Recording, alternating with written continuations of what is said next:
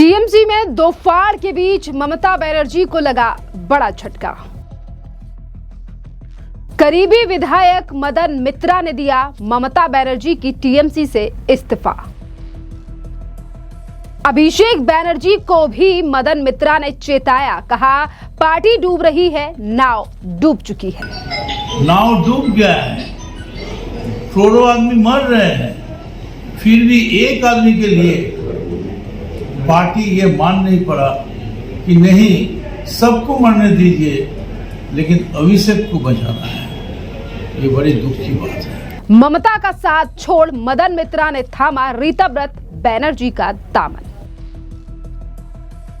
एक तरफ टीएमसी में दो फाड़ हो चुकी है। रीताव्रत बनर्जी पहले ही लगातार चुनाव आयोग से कई बार बैठकें कर रहे हैं कि असली टीएमसी हम ही हैं, तो इसी बीच ममता बनर्जी के लिए एक और बड़ा झटका लग चुका है।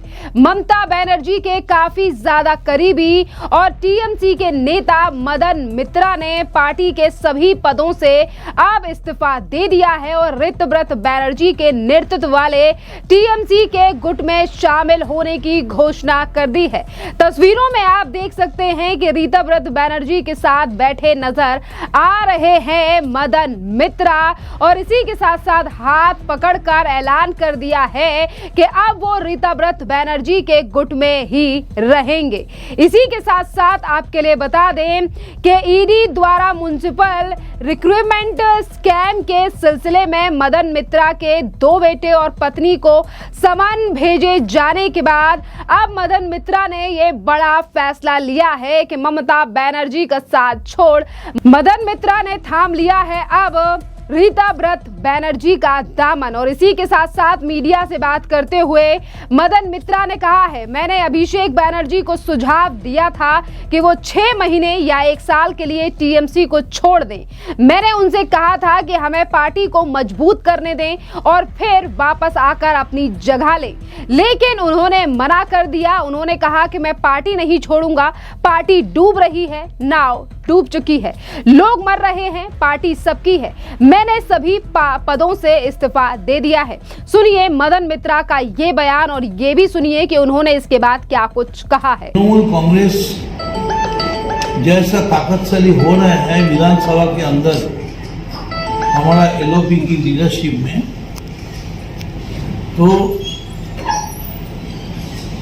किसी को छोड़ के और कुछ नहीं सकेगा। ममता बनर्जी हम लोग का सबका लीडर थे, अभी भी है, उनका फोटो मेरा दिल में है।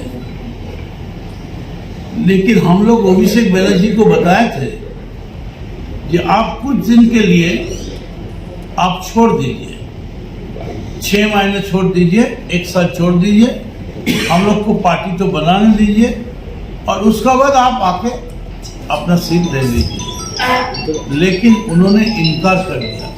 उन्होंने बोला नहीं, हम पार्टी नहीं छोड़ेंगे, पार्टी डूब जा रहा है, नाव डूब गया है, करोड़ों आदमी मर रहे हैं, फिर भी एक आदमी के लिए पार्टी ये मान नहीं पड़ा कि नहीं सबको मरने दीजिए, लेकिन अभिषेक को बचाना है। ये बड़ी दुख की बात है। पार्टी सबके लिए है, सबका है, लेकिन खाली अभिषेक के लिए पार्टी। ममता जी को पास मेरा हाथ जोड़ करके अनुरोध है, चलिए ये मैराथन है, चलते चलते रोड पर तो मुलाकात होगा, चलिए दिखा जाए कौन सा घोड़ा आगे बढ़ेगा। आपने पार्टी के कौन कौन से पोस्ट से रिजाइन किया है दादा? जितना पोस्ट था मेरा पिताजी का दिया, मदन मित्र नाम लिखा पड़ा बस, और छोड़कर एमएलए जो है ना, ये सही है, हम तृणमूल का एमएलए है, लेकिन तृणमूल का हम एमएलए नहीं, बल्कि हम बंगाल की एमएलए हैं, मेंबर ऑफ लेजिस्लेटिव असेंबली, और वो भी हम तृणमूल को छोड़ दिया सब कुछ। इसका माने ये है हम तृणमूल का एमएलए अभी नहीं है। जितना पद, और वो जो पद था ना, उसको कहता है केला, केला पता जानते हैं, वो केला पता में लिख देता है, केला पता का पद है। हम सब छोड़ दिया है। एलओपी का हाथ पकड़ लिए हैं। पार्डन? एलओपी का हाथ पकड़ लिए हैं। बैठे हैं उसका बगल में, बगल में तो उनका ही बैठे हैं।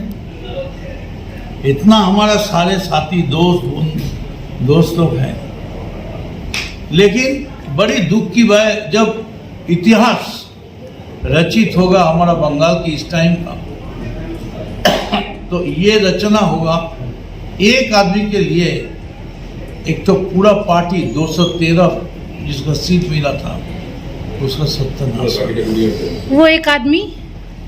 अभिषेक बंदोबस्त। थैंक यू दादा। आपने मदन मित्रा का बयान सुना। उन्होंने सीधे तौर पर ममता बनर्जी के ऊपर निशाना भी साधा, यानी कि अभिषेक बनर्जी के ऊपर, और ममता बनर्जी को लेकर कहा कि ममता बनर्जी आज भी हमारे दिल में है। देखिए, ममता बनर्जी को अब एक एक कर बड़े से बड़े नेता जो अभी तक ममता बनर्जी के साथ थे वो एक एक कर छोड़कर जा रहे हैं, जो ये दिखा रहा है कि ममता बनर्जी की सिर्फ बंगाल से अब सत्ता ही नहीं गई, बल्कि ममता बनर्जी का पूरा शासन अब मिट्टी में मिल चुका है। ममता बनर्जी के पास जो बचे कुचे नेता थे उनमें से भी अब एक एक करके तमाम नेता ममता बनर्जी को छोड़कर अब रीताव्रत बनर्जी के साथ जा रहे हैं। और एक यही बड़ा कारण है कि जब भी पार्टी को लेकर बात हो रही है या ये कहा जा रहा है कि असली टीएमसी किसके पास है, तो रीताव्रत बनर्जी का यही बयान लगातार सामने आता है कि असली टीएमसी हम हैं और हमारे पास ही मेन मेजॉरिटी है, हमारे पास ही पार्षद हैं, हमारे पास ही सांसद हैं और हमारे पास ही विधायक हैं। और ममता बनर्जी की बात अगर हम करें तो ममता बनर्जी के पास अब गिने चुने नेता ही रह गए हैं और उनके गुट में अब ज्यादा ना नेता होने के कारण अब लगातार सियासी गलियारों में यही चर्चा और यही सवाल है कि आखिरकार ममता बनर्जी किस तरीके से बचा पाएंगी टीएमसी, या उनके हाथ से निकल जाएगी अब पूरी तरीके से टीएमसी। और ज्यादातर नेताओं का यही कहना है जिन्होंने टीएमसी अब छोड़ी है, ममता बनर्जी का साथ छोड़ा है, कि ममता बनर्जी ने जिस तरीके से अभिषेक बनर्जी को ज्यादा वैल्यू दिया, अभिषेक बनर्जी के कहने पर तमाम काम हुए, जो चीजें हमें रास नहीं आई और जो नेता थे जिन्हें वैल्यू देनी चाहिए थी उन्हें नहीं दी गई, सिर्फ और सिर्फ परिवारवाद की वजह से। अब टीएमसी तो बिखर ही रही है बंगाल में। इसी के साथ साथ आपके लिए बता दें कि भारतीय जनता पार्टी के एमएलए मनोज तिग्गा का भी बयान सामने आया है और बीजेपी नेता मनोज तिग्गा ने ममता बनर्जी के ऊपर और टीएमसी के ऊपर कई मुद्दों को लेकर हमला बोला है। सुनिए क्या कुछ कहा मनोज तिग्गा ने। देखिए, पश्चिम बंगाल का एक इतिहास रहा है कि 1977 में कांग्रेस पार्टी जाने के बाद में फिर बंगाल में वापस कभी नहीं आए। भले एक दो एमएलए एमपी जीत गए, अलग बात है, लेकिन कभी वापस नहीं आए। 2011 में वामफ्रंट की सरकार जाने के बाद में 2021 साल ऐसा था विधानसभा उनका एक भी प्रतिनिधि विधानसभा तक नहीं पहुंचा। उसके बाद 2026 में ये टीएमसी पार्टी गई, ऐसा लगा कि वो ताश के पत्तों की तरह बिखर गई। इसलिए पश्चिम बंगाल का राजनीति में एक इतिहास रहा है कि जो दल सत्ता से गई कभी वापस आई नहीं है। तो टीएमसी का भी वैसा ही हाल है, किसी को तोड़ने मरोड़ने की आवश्यकता नहीं है। जिस पार्टी का कोई सिद्धांत नहीं, कोई आइडियोलॉजी नहीं है, जो पुलिस के बल पर चलती थी और सिंडिकेट के बल पर चलती थी, वो पार्टी है, सरकार ज़्यादा लंबा समय तक नहीं चल सकता है। और विधानसभा हो या लोकसभा के अंदर में किसको क्या मर्यादा देंगे, ये तो लोकसभा के जो अध्यक्ष होते हैं उनका अधिकार क्षेत्र के अंतर्गत आता है, किसको मर्यादा देना है, किसको क्या करना है, उनका अधिकार क्षेत्र में आता है। तो हम उस पर जाना नहीं चाहते हैं। जो उनका अधिकार क्षेत्र है अवश्य उस अधिकार क्षेत्र का प्रयोग करेंगे। बीजेपी के नेता लगातार हमलावर हैं और इसी बीच दिलीप घोष ने भी ममता बनर्जी और टीएमसी को लेकर काफी कुछ कहा है। सुनिए दिलीप घोष का बयान। नहीं, देखिए, ऐसे बहुत सारा टीएमसी के लीडर हैं जिन्होंने भ्रष्टाचार में लिप्त है और अनसोशल एक्टिविटी में लिप्त हैं। अभियोग कोई नहीं करता था, अभी अभियोग हो रहा है तो उसका इंक्वायरी भी हो रही है। पुलिस का काम है इसको जांच करना कि सही है कि गलत है। किसी का नाम पर भी आ सकता है कंप्लेन। और जो इतना सारा हादसा ऐसा घटना हुआ है, बंगाल को शर्मसार किया, ये सारी चीज़ों की इंक्वायरी होनी चाहिए। अभिषेक बंदोपाध्याय कोर्ट में बोला नहीं, कोर्ट में जाएंगे नहीं जाएंगे अभिषेक बनर्जी, ये खबर बताए, ये कोई खबर है क्या? कोर्ट ने बुलाया है तो जाके आपको शामिल होना चाहिए। इसके पहले भी वो गए हैं ईडी सीबीआई को। तो ये एक प्रक्रिया है, कोई उनके नाम पे कंप्लेन किया है, कुछ सबूत मिली है तो उसको पूछताछ करने का जिम्मेदारी जिसका है उसको सामना करना चाहिए। दादा, पिछली सरकार ने एक मामला किया था कि ओबीसी के अंदर 45 मुस्लिम सदस्यों को ओबीसी में रखा जाए, किंतु जो सुप्रीम सरकार है वो इस मामले को वापस लिया हाईकोर्ट में। नहीं, सरकार, पिछले सरकार बहुत गलत काम किया था, इसको हम सपोर्ट करेंगे ऐसा नहीं है। सारी चीज़ों की वेरिफिकेशन चल रही, छानबीन चल रही है, जो सही होगा संविधान के अनुसार होगा वही होगा। ओबीसी को लेके बहुत घोटाला हुआ है, मुस्लिम ओबीसी को ये कैटेगरी बनाया गया था, हिंदू लोगों को बी कैटेगरी, 100 से ज़्यादा जाति निकाला गया मुस्लिमों में, कहाँ जाती है, ये गलत बात है। इसलिए स्टे भी आ गया हाई कोर्ट में। उससे क्या होता है, ओबीसी में जो सही में बेनिफिशियरी होना चाहिए उनको वंचित रह गए हैं, नौकरी में बहाली नहीं हो रही है, मेडिकल कॉलेज, इंजीनियरिंग कॉलेज में ओबीसी सर्टिफिकेट नहीं होने के कारण भर्ती नहीं हो रही है।